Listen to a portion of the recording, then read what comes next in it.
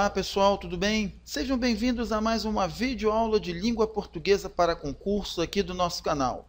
Na videoaula de hoje vamos estar iniciando com vocês comentários para a banca FCC, que vai organizar o concurso para o Tribunal Regional Federal da 5ª Região. Certo? Um concurso bastante esperado, muito aguardado aí por todos, ok? E com um grau de complexidade bem grande. Certo? O nosso intuito aqui com esses comentários é justamente o de fazer com que vocês tenham um material gratuito e de qualidade que ajude vocês a irem bem nas provas de língua portuguesa. A banca FCC, vocês vão ver aqui que ela explora bastante a relação entre as estruturas gramaticais e os sentidos do texto, ok? E isso, para que isso seja bem fixado, é necessário muita prática, muita atenção, e é nesse sentido que a gente traz para vocês essa prova comentada com 15 questões aí para vocês, ok, pessoal? Então a gente espera que esse material seja útil e que leve vocês a perceberem quais são os conteúdos mais cobrados, as formas e as maneiras como eles são elaborados nas questões e também a melhor maneira de se abordarem essas questões, ok, pessoal? Então vamos lá para a leitura do texto e ver aí, certo, como que a gente pode proceder aí com a leitura, certo? Então nós temos aí a importância de Rodolfo Coelho Cavalcante para o movimento cordelista pode ser comparada à de outros dois grandes nomes, Leandro Gomes de Barros, que montou por volta de 1906 a primeira grande folhetaria do Recife, praticamente iniciando o gênero, e João Martins de Ataíde, que em 1921 adquiriu as impressoras, a loja, os títulos dos folhetos e a rede de distribuição de folhataria de Leandro, conseguindo expandi-la ainda mais por todo o Nordeste. Rodolfo produziu muito, mas não é sua atividade pessoal como autor e comerciante de folhetos que o torna tão importante para o movimento cordelista. Tampouco seu trabalho na indústria do cordel, que já estava bem firmada quando ele apareceu. Nunca, aliás, possuiu impressora própria, sempre mandou fazer seus folhetos. Sua ação foi a favor da classe média sofrida dos folheteiros, que, em grande número, viviam e vivem em feiras, mercados, praças e locais de peregrinação a escrever e vender seus folhetos para ganhar a vida e sustentar, às vezes, família numerosa. Quando Rodolfo surgiu, os cordelistas, considerados como camelôs, eram escorraçados, presos e maltratados. Publicando artigos de jornal, fazendo contato com as autoridades, organizando congressos, fundando associações e agremiações de classe, Rodolfo conseguiu modificar tal situação, dando dignidade e representatividade aos cordelistas. Não foi por acaso que a Academia Brasileira de Literatura de Cordel, no Rio de Janeiro, acolheu-o como patrono. Ok? Então, um texto interessante aí, ok? E já temos a primeira questão logo em seguida. A questão número 1 diz o seguinte: ao considerar a figura de Rodolfo Coelho Cavalcante no contexto do movimento cordelista, o autor, ele quer saber, então, aí a afirmativa correta, verdadeira, sobre o Rodolfo Coelho Cavalcante, ok? E, para isso, temos que levar em conta o sentido do texto como um todo. Então, o item A vai me dizer o seguinte: acentua, né, ao considerar a figura de Rodolfo Coelho Cavalcante no contexto do movimento cordelista, o autor acentua as condições difíceis em que o cordelista produziu sua obra, sequer dispondo de uma impressora particular? Não, as dificuldades se referem aos cordelistas como um todo, não ao cordelista Rodolfo Coelho Cavalcante, certo? Então, uma diferença sutilzinha aí, ok, mas suficiente para anular o item A. No item B, sugere ser a obra produzida pelo cordelista pouco relevante quando comparada à dos seus antecessores. Não, na verdade, ele tem uma produção tão relevante quanto. Ok? No item C, enfatiza o papel fundamental que o cordelista teria desempenhado na modernização do comércio de folhetos. Teria desempenhado? Não, desempenhou de fato, ok? Então, teria desempenhado aqui no sentido meio condicional, probabilístico, não se aplica. No item D, temos: destaca as ações fundamentais que o cordelista empreendeu no sentido da valorização do cordel e da organização dos cordelistas, que é justamente o foco aí do texto, né, pessoal? Muito fácil aqui, ok? Nos dois últimos parágrafos do texto, tá? Então, resposta da questão número 1, item D. Já na questão de número 2, vamos botar aqui, ó, temos o segmento cujo sentido está adequadamente expresso em outras palavras. Então, pessoal, uma questão de semântica, ok? Temos que perceber como está no texto e se o sentido reescrito mantém a significação original. Então, no item 2, na questão 2, temos no item A, associações e agremiações de classe, entidades e grêmios estudantis. Não, aí o associações e agremiações podem até corresponder a entidades e grêmios, mas o classe não dá para estudantil. Estudantil é uma classe, mas nem toda a classe é de estudantes, então o item A não serve. No item B, escorraçados, presos e maltratados, seria sinônimo de enxotados, encarcerados e ultrajados? Verdadeiro, ok? Então, na 2 aqui, letra B, certo? Uma questão típica de semântica. Já na questão 3 temos: tampouco seu trabalho na indústria do cordel, que já estava bem firmada quando ele apareceu. Nunca, aliás, possuiu impressora própria. Ok? Então, o tampouco e o aliás, quais são os sentidos dele? Isso aí, gente, vocês vão ver, ok? Estudando algo chamado operadores argumentativos, ou ainda marcadores discursivos, ou ainda conectivos textuais. Seja como for, isso é ligado à parte da interpretação de texto chamada coesão e coerência textuais. Mas a parte de coesão nesse caso, ok? Então é necessário que vocês memorizem quais são esses elementos que atuam no nível acima da sentença, mas abaixo do texto, ou seja, eles conectam partes do texto mais do que conectar sentenças entre si, e qual é o seu valor semântico, ok? Uma boa dica para vocês estudarem isso é verem as nossas videoaulas sobre o assunto, gravadas e disponibilizadas aqui mesmo no nosso canal, ok? O tampouco, ele equivale a também não, ok? Tem um sentido opositivo, ok? Se você voltar lá no segundo parágrafo, você vai ter: Rodolfo produziu muito, mas não é a sua atividade pessoal como autor e comerciante de folhetos que o torna tão importante para o movimento cordelista. Tampouco o seu trabalho.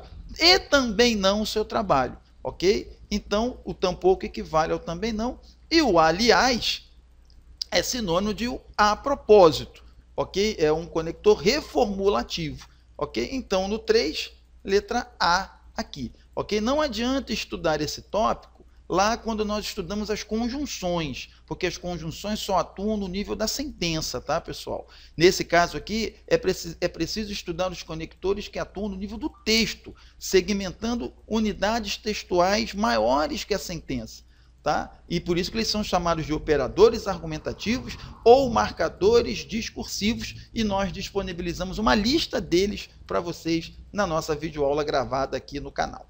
Ok? No item 4, nós temos os verbos empregados no mesmo tempo e modo estão agrupados onde, pessoal? O que eu tenho aí? O foi, pretérito perfeito no indicativo, o estava, pretérito imperfeito. O estava aqui, então, fura a lista, porque ele está no pretérito imperfeito e os outros dois estão no pretérito perfeito.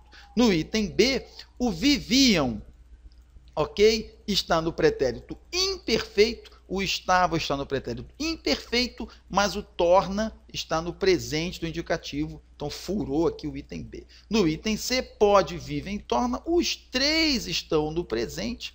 Logo, resposta, letra C. No item D, o pode aqui está no presente. O adquiriu e o foi estão no pretérito perfeito do indicativo. E no item E, o pode aqui de novo está no presente do indicativo. E os outros dois, esse aqui está no pretérito perfeito e aqui no pretérito imperfeito do indicativo. Então, os três itens aí não batem entre si. Ok? Então, resposta da 4, letra C. 5. A importância de Rodolfo Coelho Cavalcante para o movimento cordelista pode ser comparada à de outros grandes nomes. sem qualquer outra alteração na frase acima e sem prejuízo da correção, o elemento grifado pode ser substituído por qual? Então, qual é um sinônimo para a palavra comparada aí, pessoal? Então, só pode ser o equiparada. O contraste também é uma comparação, mas é uma comparação que ressalta as diferenças. E aqui o comparada dá um sentido de comparação mais neutra. Ok? A mesma coisa para o confrontado. O confronto é quando você coloca duas coisas que estão em oposição. Ok? O ombreada, ainda que em alguns contextos possa ser como comparado também, o ombreado aqui tem um sentido mais de lado a lado, né, de coisa ladeada, e não exatamente que estejam em comparação. E rivalizado é quando você também coloca coisas que competem entre si. Ok? Então, a análise aqui, na 5, reforça a resposta para o item E. Seguindo, questão de número 6. Os folheteiros vivem em feiras, mercados, praças e locais de peregrinação.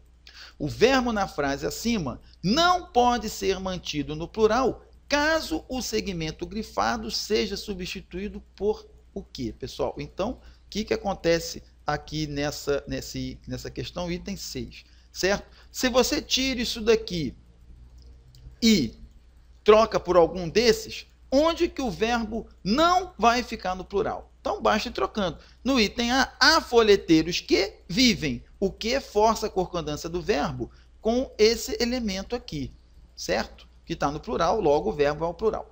A maior parte dos folheteiros, embora a maior parte aqui esteja no singular, o folheteiro está no plural. E como eu tenho essa expressão partitiva aqui, o que diz as regras de concordância? No caso de expressões partitivas, como parte de, cerca de, né, menos de, coisas desse tipo, a concordância pode ser feita no singular, concordando aqui, ou no plural, com o elemento que vem depois, certo? Então, o verbo poderia ir ao plural também. No item C, o folheteiro e sua família trata-se de um sujeito composto. Ok? Sujeito composto, verbo para o plural. O grosso dos folheteiros, como aqui eu tenho uma expressão coletiva seguido de um especificador no plural, a concordância pode ser feita com um dos dois. Então, poderia ir para o singular ou para o plural. Então, no item E, cada um dos folheteiros, a concordância que só pode ser feita com esse aqui, porque repare que o sentido é de singular, ok? Embora a expressão aqui seja um, dois, ainda tenha palavras no plural, a expressão cada um é singularizante, ok? Então, por isso que o verbo não vai poder ficar no plural, ficaria cada um dos folheteiros vive, ok? E não poderia ser aí, no caso, ser mantido o verbo no plural, ok? Na questão de número 7, temos: todas as formas verbais estão corretamente flexionadas em qual alternativa? No item A, nós temos: enquanto não se disporem, um erro aqui, gente, o correto é quando não se dispuserem. Lembrando que o verbo por é um verbo irregular, ok? E a conjugação dele no futuro do subjuntivo, ok? É derivado do puser. Tá? Então, enquanto não se dispuserem, ok? Então, está errado o item A. No item B, ainda que nem sempre detenha o mesmo status atribuído à arte erudita, o cordel vem sendo estudado hoje nas melhores universidades do país. O detém aqui, conjugado, seguindo o modelo do verbo ter, do qual ele se deriva, corretamente. Ok? Então, resposta no item B. Certo? Qual seria o erro no item C? Rodolfo Coelho Cavalcante deve ter percebido que a situação dos cordelistas não mudaria a não ser que eles mesmos requisessem, ok? O verbo requerer, pessoal, não é derivado do verbo querer, ok? O verbo requerer tem conjugação própria, ok?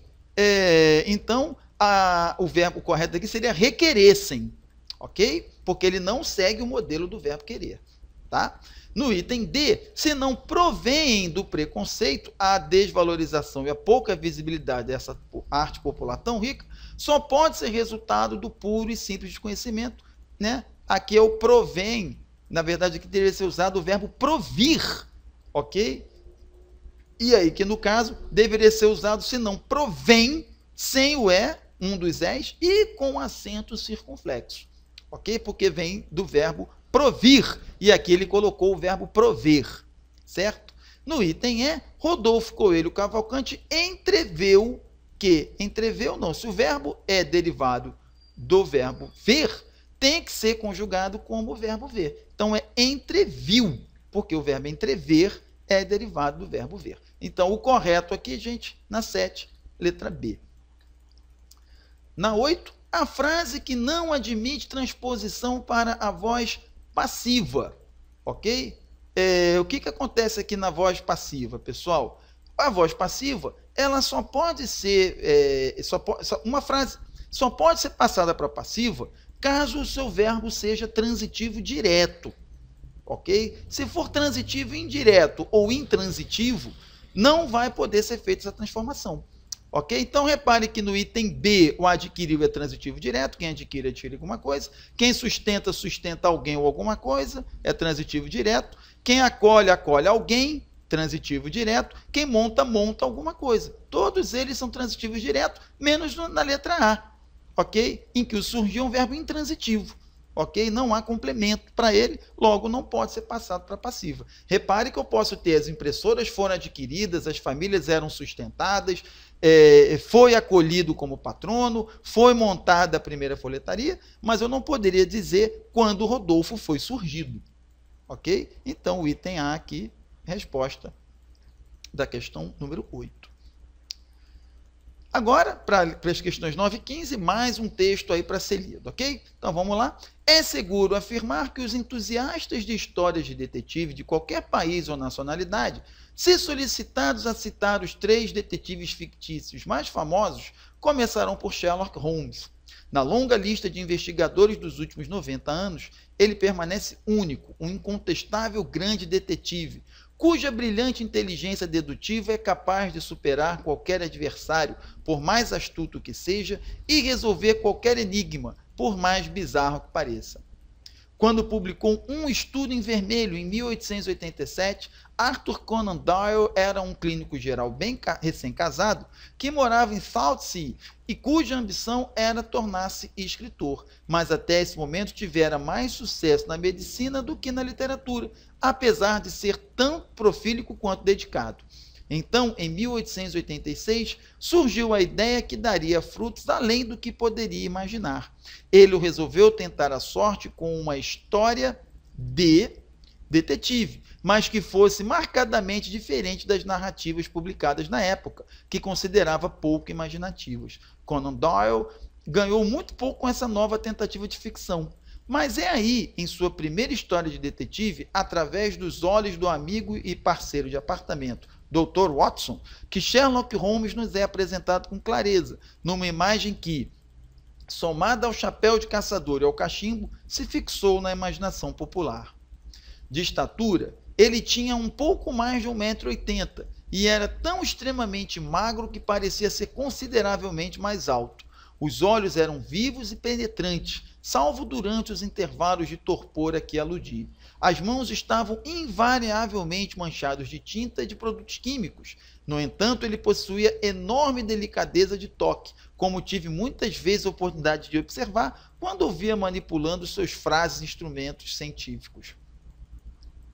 Apesar da quantidade de informações detalhadas sobre Holmes e seus hábitos fornecidas por Watson nos contos, o cerne do homem permanece fugidio. Ele é obviamente astuto, com uma inteligência prática, racional, não ameaçadora, qualidades que espelham a de seu criador. Mesmo assim, eu teria esperado que ele fosse mais ligado ao corajoso Dr. Watson, herói ferido na Segunda Guerra Anglo-Afegã. Embora o chamado para um novo caso produza em Holmes uma onda de entusiasmo, ele tem um traço incrédulo e pessimista, além de um toque de cinismo moderno. O que se faz neste mundo não tem nenhuma consequência. A questão é o que você consegue fazer que as pessoas acreditarem que você fez. Um estudo em vermelho. Então, a autora do texto, vamos lá, mais uma questão de compreensão global do texto, como é comum na banca FCC, fiquem atentos para isso. A autora do texto critica Arthur Conan Doyle por ter trocado uma profícua carreira na medicina pela instável e pouco lucrativa carreira literária? Não, ela menciona isso, ela não critica, ok? Não pode ser, então, o item A.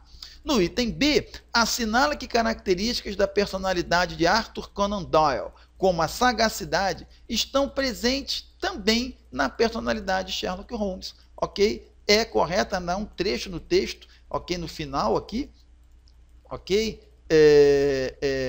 Em que ela vai dizer que parte, né, das características do Sherlock Holmes foram também advindas, né, do próprio autor do personagem, ok? Então, letra B aqui na resposta 9.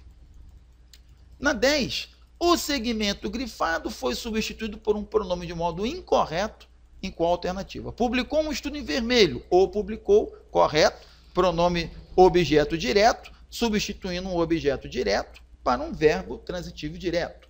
No item B, temos fazer as pessoas acreditarem, fazê-las acreditarem, também um pronome objeto direto, ok? Só que terminado em R, muda para los, lá, las, corretamente. No item C, resolveu tentar a sorte, resolveu tentá-la, igual ao anterior. Citar os 3 detetives fictícios mais famosos, citar-lhe está errado, porque o lhes, pessoal, só pode ser usado para substituir objetos indiretos, ou seja, ele só se vincula a verbos transitivos indiretos, ok? Quem cita, cita alguma coisa, o citar é transitivo direto, ok? Então o lhes não poderia estar ligado a ele, o correto aqui seria citá-los, ok? Então resposta, item D. Na questão de número 11, temos o seguinte: está correta a seguinte afirmação sobre a pontuação do texto? A afirmação correta. Vamos lá ver qual é. Na letra A, a vírgula imediatamente após famosos poderia ser suprimida sem prejuízo para a correção e a lógica. Se a gente for aqui no texto e ver aqui, ó, se eu tiro essa vírgula aqui, ok? O que vai acontecer? Vai acontecer um erro de pontuação, porque repare que essa vírgula aqui, ela está sendo usada para isolar a oração subordinada adverbial. Tem uma vírgula antes e depois, porque as orações subordinadas adverbiais, quando colocadas no meio do período, têm de estar isoladas por vírgula, ok? Então, se eu tiro essa segunda vírgula aqui, eu cometo um erro, porque eu deixo de isolar a oração, certo? Então, essa afirmativa primeira aqui está errada. No item B, Arthur Conan Doyle era um clínico geral recém-casado que morava em South Sea e, segundo parágrafo, uma vírgula poderia ser colocada imediatamente após a palavra geral, ou seja, botar uma vírgula aqui. Se eu coloco uma vírgula aqui, eu estou separando o adjetivo do substantivo a que ele se refere, e isso é erro. O que eu poderia fazer é colocar uma vírgula aqui e aqui, isolando o recém-casado, que nesse caso seria interpretado como um predicativo, que esse sim pode ser isolado por vírgulas. Então, o item B está errado. Já no item C, temos, mantendo-se a correção, as frases. Então, em 1886, surgiu imaginar. Ele resolveu tentar, pouco imaginativos. Então, se a gente voltar lá no parágrafo, a gente vai ver que tem um trecho reescrito aqui, ó. Então, em 1886, surgiu a ideia que daria frutos além do que se poderia imaginar. Ele resolveu, e essa frase não tem erros, ok? Logo, é a resposta do item C. No item D, o drama aqui, gente, é que se vocês repararem, ó, numa imagem que, o que está antes da vírgula, e na segunda, eu tenho numa imagem que somado ao chapéu. Então, quando você muda a vírgula de lugar aqui, você muda completamente o sentido. Olha que diferença sutil, pessoal. Que quando você coloca aqui, é a imagem que está somada, ok, ao chapéu, ao cachimbo. E aqui, quando você muda a vírgula, o sentido muda completamente, certo? Porque, e um erro também de correção gramatical, porque você colocou a vírgula antes do sentido pretendido. Quando nós temos aqui uma oração adjetiva, ok? A presença da vírgula muda, porque com vírgula é restritivo e sem vírgula é explicativo. Então, na primeira aqui, reparem que não há vírgula antes, o sentido é restritivo. Mas quando eu coloco a vírgula antes, o sentido passa a ser explicativo, ok? E isso gera um erro. E no item E, as aspas empregadas no texto possuem funções diferentes. No terceiro parágrafo, foram utilizadas para delimitar uma citação, e no quarto, realçam ironicamente uma expressão não. Ambas as aspas, ok? Tanto a daqui, né, essas usadas aqui, quanto as primeiras aqui, elas destacam segmentos do texto, ou seja, citações, ok? Essa daqui, certo? Ambas destacam citações e, por isso, essa afirmativa é incorreta. Tá? Resposta da 11, portanto, letra C. Na 12, o incontestável grande detetive, cuja brilhante inteligência dedutiva é capaz de superar qualquer adversário. Mantendo-se em linhas gerais o sentido original, o trecho acima está corretamente reescrito em qual alternativa? Ok? Qualquer adversário pode ser superado pela brilhante inteligência dedutiva do incontestável grande detetive. Ok? Correto, nenhum problema. Ok? Sendo dedutiva a inteligência brilhante do incontestável grande detetive, qualquer adversário tem a capacidade de lhe superar. Ok? É de superá-lo. Aqui já tem um erro.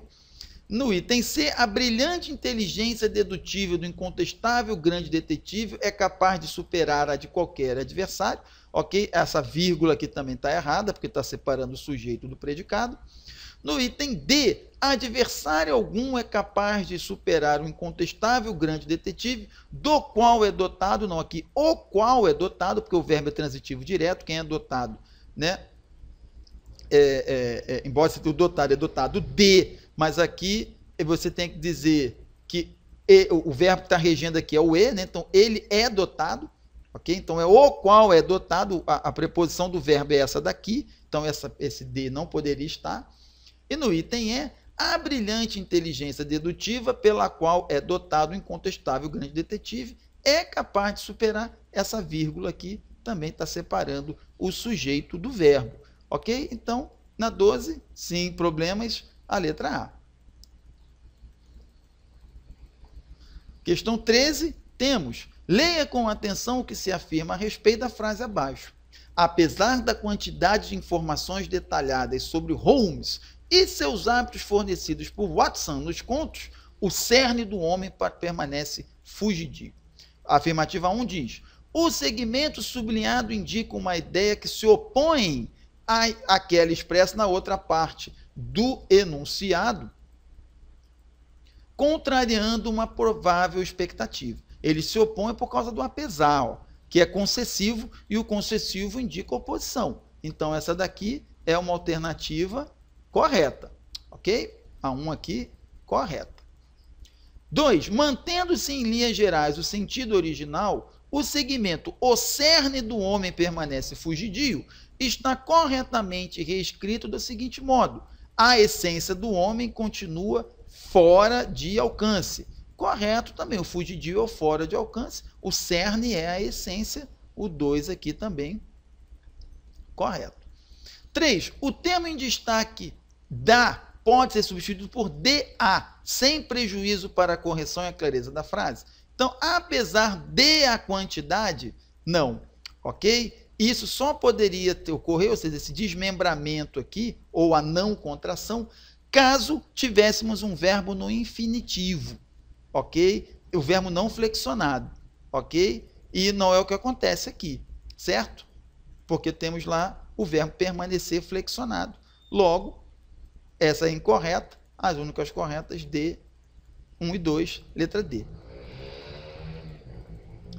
14. O detetive Gervase Fenn, que apareceu em 1944, é um homem de face corada, muito afeito a frases, ok? A frases, como aqui está no plural, ou você coloca tudo no plural, ou o A vai aparecer só no singular. Então, aqui as opções já excluem o plural, então tem que entrar o A no singular. Tem que entrar esse aqui ou esse aqui, certo? É muito afeito a frases inteligentes e citações dos clássicos. Sua esposa, Dolly, uma dama meiga e sossegada, fica sentada tricotando tranquilamente, impassível à propensão. Quem é impassível a. Propensão é uma palavra feminina então vai acontecer a crase, como aqui e aqui, certo? Propensão do seu marido a investigar. Quem tem propensão a, mas não há crase diante de verbos. Então, esse aqui se exclui, esse aqui é o correto, logo, item B. Questão clássica sobre acento grave sobre crase, viu, pessoal? Fiquem de olho nesse item também. E, por fim, salvo durante os intervalos de torpor, aqui aludir. O verbo que exige o mesmo tipo de complemento que o grifado acima